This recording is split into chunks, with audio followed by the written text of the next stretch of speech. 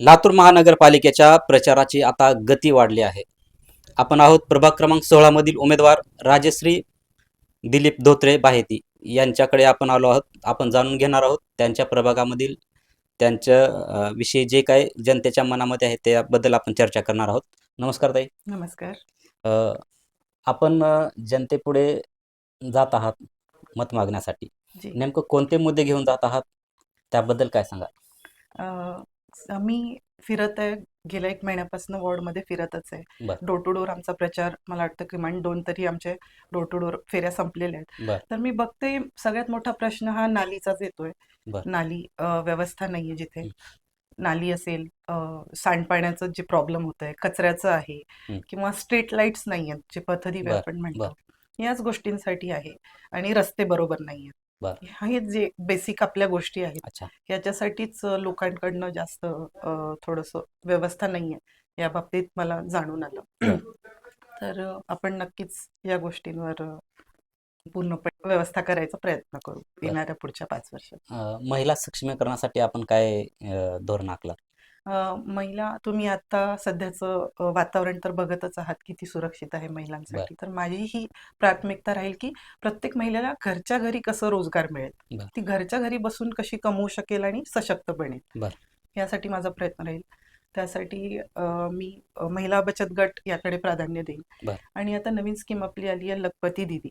बरं. तर वॉर्डामधल्या जास्तीत जास्त महिला ह्यांना मी लखपती दीदीच्या मार्फत कसं जास्तीत जास्त त्यांना मी ही स्कीम त्यांच्यापर्यंत हं. पोहोचू शकेन आणि ते बळकटीकरणाला आणू शकेन. त्यांच्या जे छोटे छोटे बिझनेसेस असतील, स्मॉल बिझनेसेस करणारे महिला असतील, आणि त्यांची कशी आर्थिक आर्थिक पद्धतीत त्यांना मी कसं त्यांची कशी सुधारू, याच्याकडे माझा पूर्ण प्रयत्न असेल.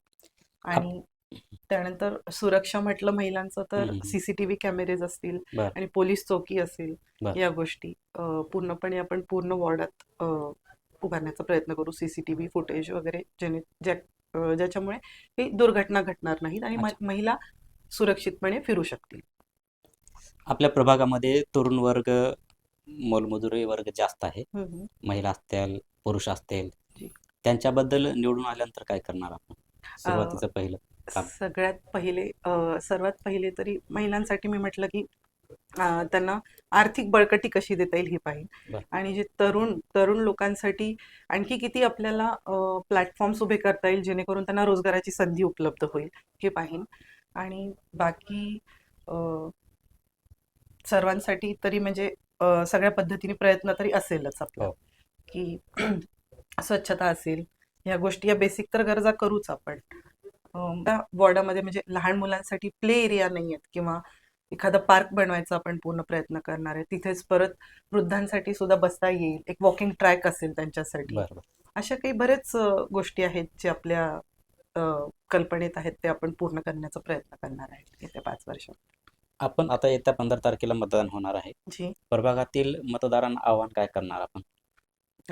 माझं प्रभाग क्रमांक 16 मधल्या सर्व मतदारांना असं आव्हान आहे की आपल्याला विकसित प्रभाग करायचा आहे आपला. त्यासाठी आपण जे आमचे 4ही उमेदवार आहेत, भाजप पक्षाचे 4ही अधिकृत उमेदवार आहेत, अ, ब, क, ड गटाचे, त्यांना सर्वांना भरभरून मतदानाने विजयी करावं, जेणेकरून आम्हाला 1 ते 18 प्रभागामध्ये प्रभाग क्रमांक 16 हा स्मार्ट प्रभाग कसा वेगळा दिसेल हे बनवायचं आहे.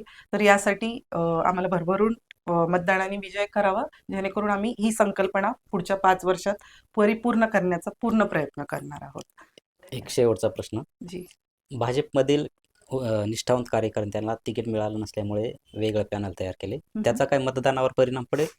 मला नाही वाटत असं काही फारसं काही परिणाम होणार आहे.